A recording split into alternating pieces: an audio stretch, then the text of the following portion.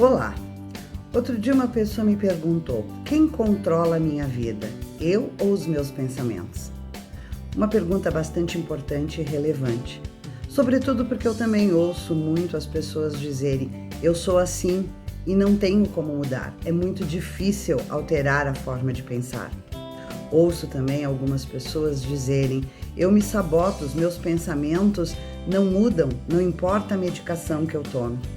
E não menos frequente, eu escuto pessoas dizerem: eu sou assim, eu tenho uma genética ruim. Pois bem, fique comigo nesse vídeo que nós vamos responder a esta pergunta, compreender como você pode, sim, gerenciar a sua vida. Eu sou Rosicléia Rossi e você está no canal Mentes Quentes.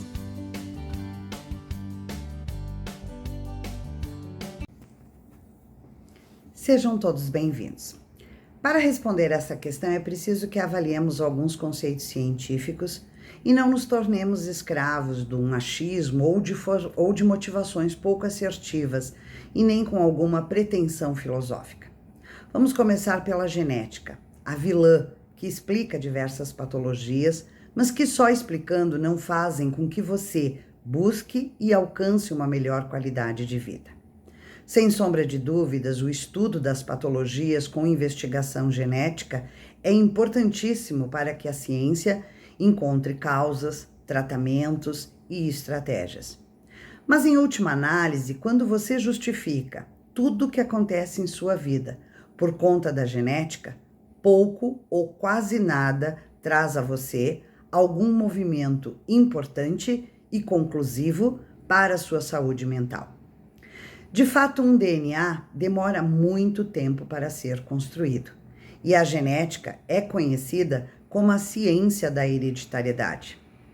Cada um de nós nasce com um conjunto de informações, com instruções às nossas células de como crescer, de como funcionar. Essas informações vão ficar contidas nos genes, que formam juntos uma estrutura chamada de DNA. Então, uma pessoa com um histórico familiar de diabetes, sim, tem maior risco de vir a carregar no seu gene a questão hereditariedade. Mas vamos imaginar que os seus hábitos não incluam comidas hiperpalatáveis, nem tampouco açúcares. Logo, poderá não desenvolver o diabetes apesar da questão genética. O mesmo ocorre com o alcoolismo. Muitos de vocês que estão aqui me assistindo neste vídeo podem até ingerir álcool socialmente e nunca se tornarem alcoólatras.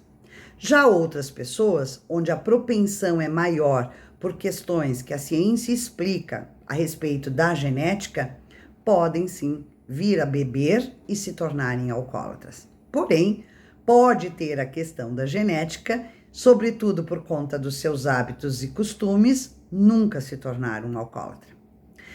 Já por essa nossa primeira análise em torno da genética, podemos concluir facilmente que a hereditariedade nos torna mais ou menos propensos a determinadas patologias. Mas a genética, por si só, não é conclusiva.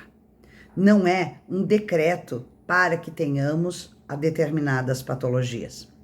Os comportamentos, sim, irão potencializar, poderão desenvolver e interromper a circuitaria que torna um indivíduo doente ou não.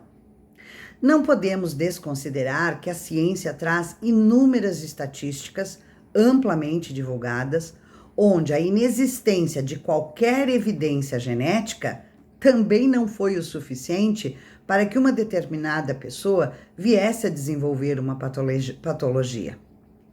Sendo assim, então, não era o caso da genética, foi atribuído aos seus hábitos e costumes. Temos pessoas que não possuem nenhum caso cardíaco familiar e por seus hábitos absolutamente sedentários, pela má alimentação, pelo tabagismo, acabam se tornando cardiopatas. Então, a genética, ela pode sim explicar, mas não justifica e nem restringe ou retira o risco das patologias.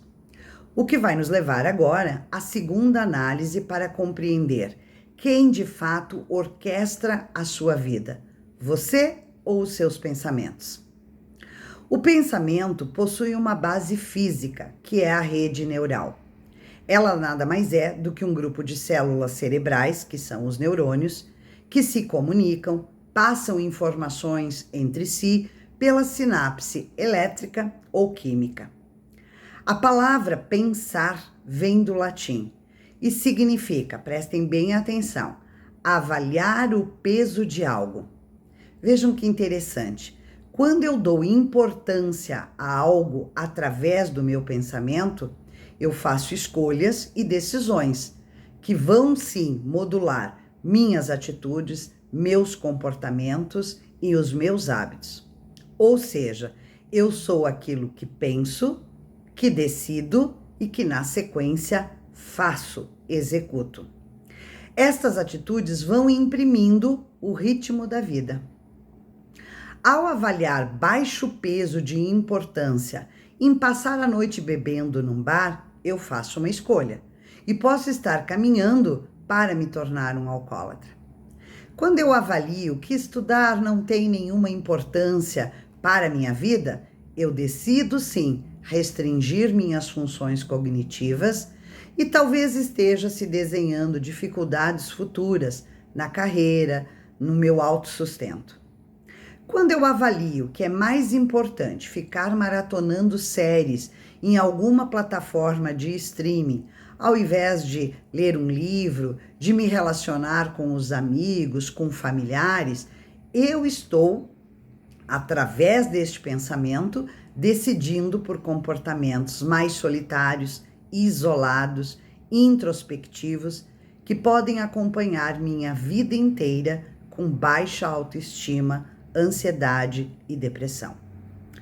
Quando eu recebo um laudo, por exemplo, do meu psiquiatra em déficit de atenção, que é o TDAH, mas decido que essa plaquinha que me colocaram na testa, TDAH, é restritiva. Então eu estou modulando pensamentos, logo comportamentos limitantes, e não decido buscar uma forma de viver que me traga prazer e performance.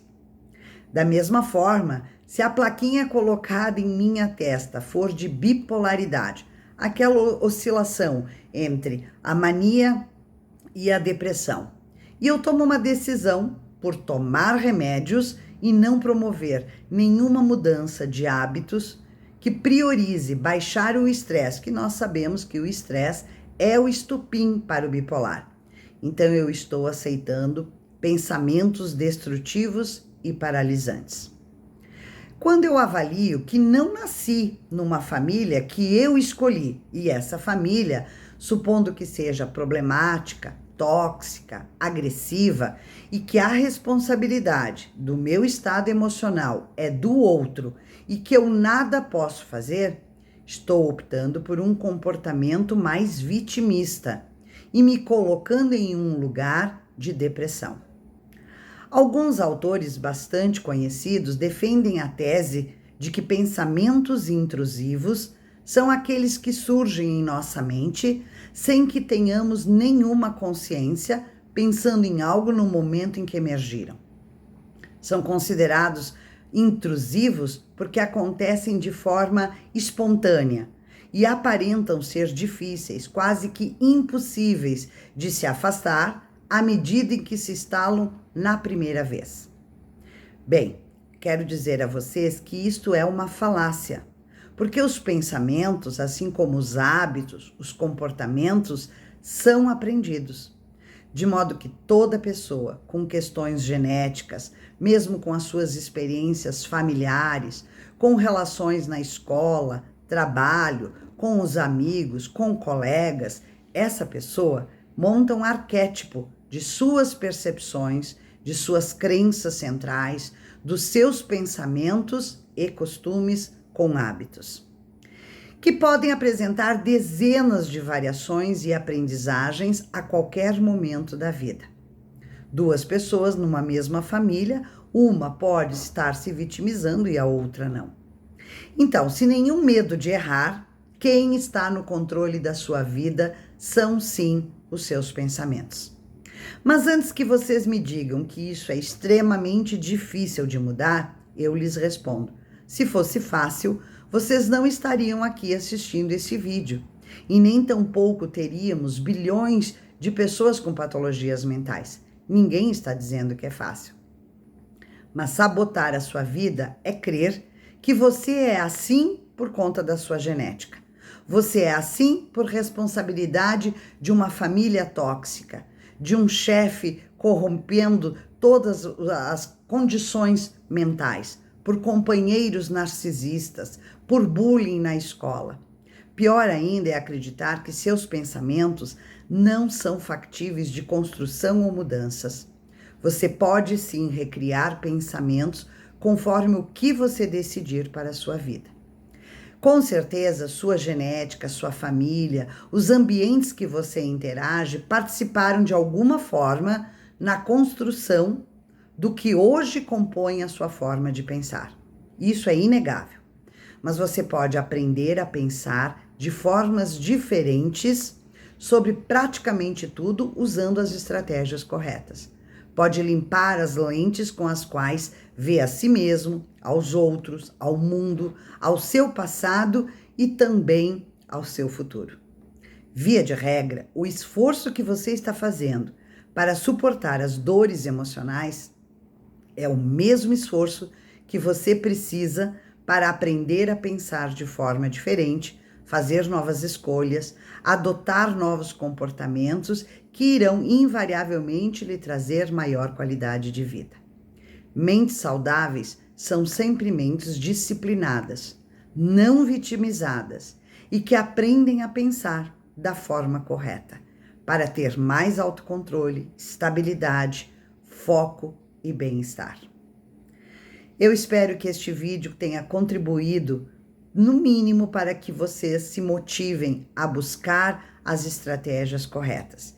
E se esse vídeo fez sentido, curtam, inscrevam-se no canal, compartilhem, para que a plataforma entenda como um tema relevante e leve a mais pessoas informações e orientações para que também comecem, a partir de hoje, buscar estratégias, mudar seus pensamentos, independentemente da sua genética, dos seus históricos familiares, com amigos, trabalho, companheiro. Até o próximo vídeo.